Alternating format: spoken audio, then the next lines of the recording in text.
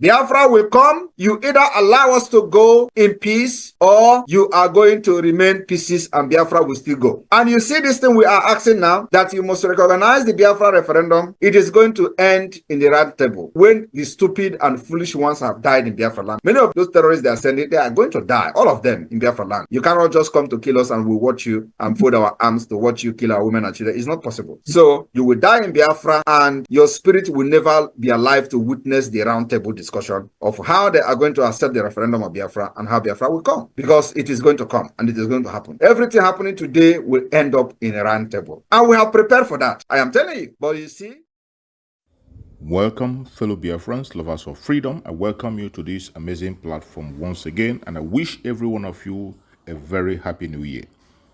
We are now in the year 2025.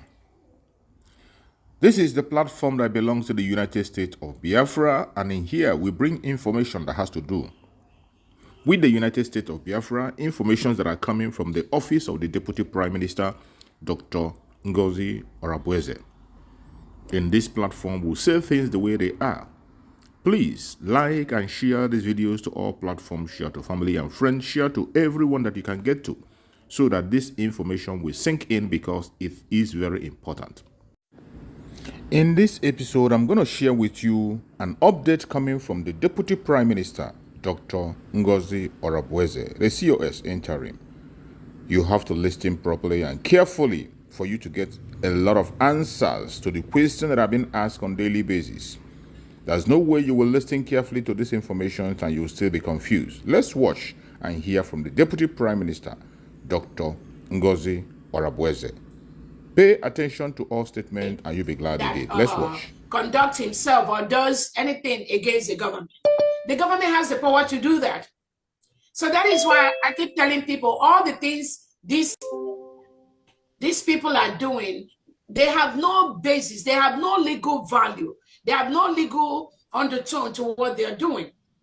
The contract that each and every one of us signed, including myself, for working for the United States of Biafra government, Biafra Republic government in exile, if you go through that contract, which is in my Twitter handle, I posted it there, so y'all can have time, anybody have time, go and search for that and see that each of these individuals that keep saying the COS has no power to dissolve the government.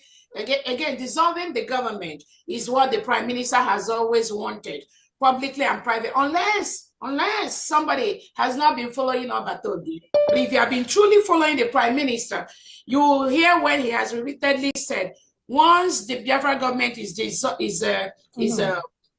announced that the current brigade cabinet will be dissolved. So now they are not, some of them anyway, it is just the ones that are just the DOS that followed Obatobi from Nnamdi Kanu into the government. They are the ones just creating this childish panic here and there. Now, when the power was given to me and I executed exactly what the Prime Minister has said, and they were aware that the PM said, once we declare Biafra, we're going to dissolve them. And they started making noise. So again, each of them signed a contract. And in that contract, if you read it down, there's a place that it said the Prime Minister has the power to hire and fire anyone. And that power was given to me. And not that I used it, but the dissolution of the brigade cabinet is what the Prime Minister has always said. And that's exactly what I carried out. But yes, we are updating that contract, and every cabinet member working for the government have to sign that so that we can forestall what happened in the past from happening to us, including when you are relieved of your position. You have to relieve and submit every document, every government document that you have, including myself. If I decide today that I'm not going to do this anymore, that I'm tired, it is my right. I have the right.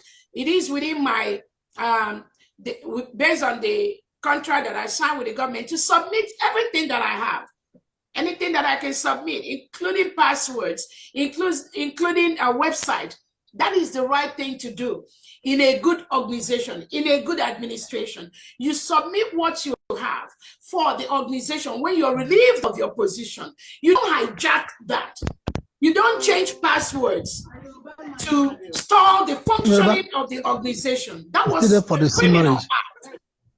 So please mute yourself if you're not talking.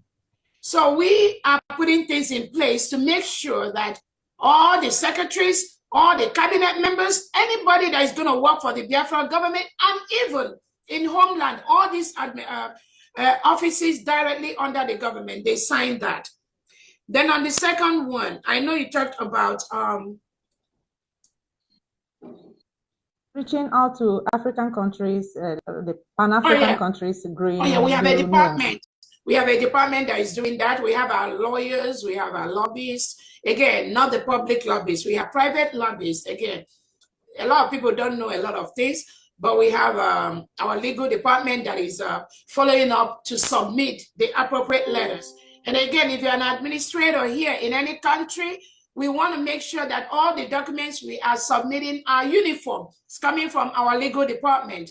In the past, we have this situation where every country, they develop their own letter, submit their own unique letter. But now we want to do it uniformly because now we're running a government. So any letter, anything that you have to submit as a leader in your country, you must bring it to the notice of the government so that we can approve that to make sure it's in line with what our lawyers are working on. But right to your answer, yeah, the legal department, they are working on that to make sure that some of the documents they need, such as our constitution, our declaration pages, our grievances, are sent as a package to these countries. And we have the list of so many countries where those information are going to go to. Some of them may go directly from the attorney's office, and then the countries, the regions, we now follow up with a physical visit, maybe with a copy or something like that. Yeah, but we are working on that. Thank you.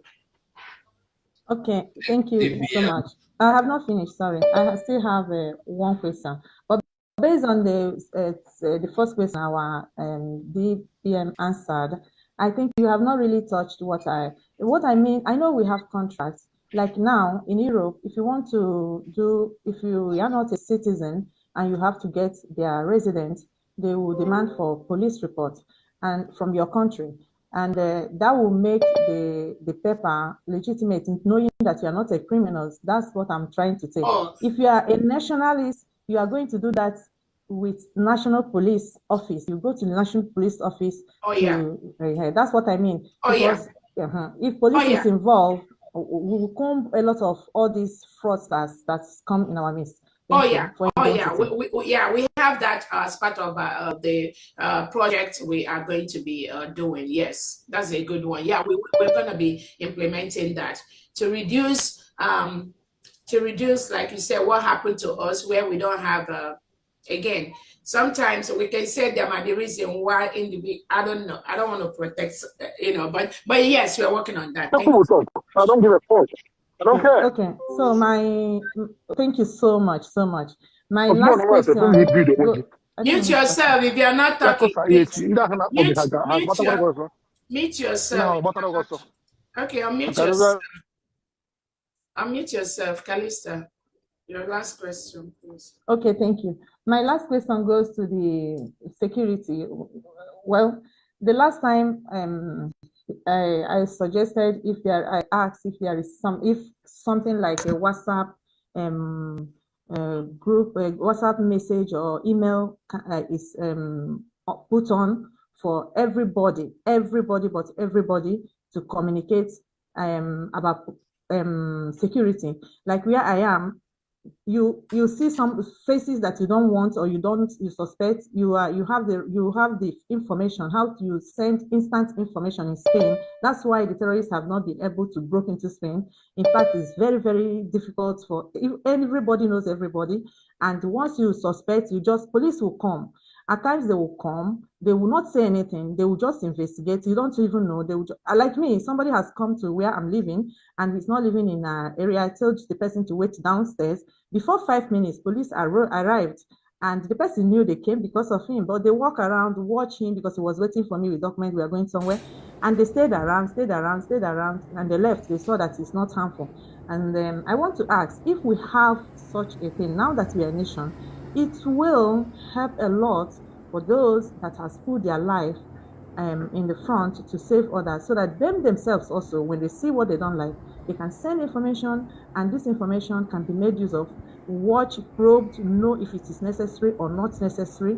It will go a long way to save their own lives, and also to enhance functionality of the office of security. Thank you. That's my last question. Thank you so much, Ms. Kalisa. And I can see, I mean, your concern, your area of voicing out in this particular area. And I will really want to welcome you to come into one of those departments that are really working on this security. Now these are Biafrans. We are building our nation from the scratch. Anything anybody sees that needed help, we need you. We welcome you to come in. You can text me your information after this meeting, and we will continue to build on what we have. We may not have had the expert way. And again, remember, we have Biafra government in exile. So some of the things we can quickly do when all of us get to homeland, we cannot quickly do that here. And that's why that establishment of the state police and state military is very, very critical, very crucial, so that once individuals on ground notice something about somebody, it's so easy to call the police or the police or the agency involved, not the military, to go and check that individual out. But again, I welcome you to come in and really help us and help those people or secretaries that are working in those areas to offer your suggestions, please. Thank you. Thank you so much. Happy New Year, Biafra. All right, thank you so much. I'll wait for your message. I'll go ahead. Next person. DPM, the European rep is here. Great. 2 minutes, please. Yes. Thank you so much. I'm trying to turn on my camera. Okay, hold on 1 second.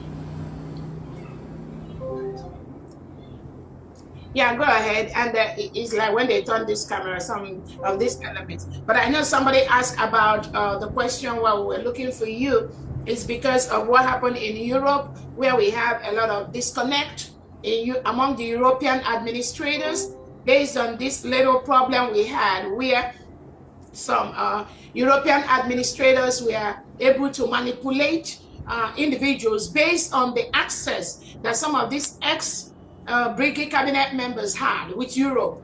They were able to manipulate that. They were able to go behind the scene, even without approval from Odogu, to conduct town hall meetings with them. And that is why and how some of them have been able to penetrate and get that leverage among Europeans. So somebody here asked a question, I think from Ireland, how can we stop things like that from happening in the future? And I gave the example where, like in the 40 states of Biafra in homeland that Obatobie was able to establish, is very, very, very tight. Nobody can penetrate either in their Telegram or in their WhatsApp without getting the government's approval. So I think that's the question. I wanted you to come in and see how you can ensure that things like this does not happen anymore. We know that Onwebucha was there before, but now he's in another position. But we really want to have a streamline. I don't know if you have a rule, a guideline for all the countries in Europe to make sure either you are there or which is there as admin to ensure, or you're the one that set up the,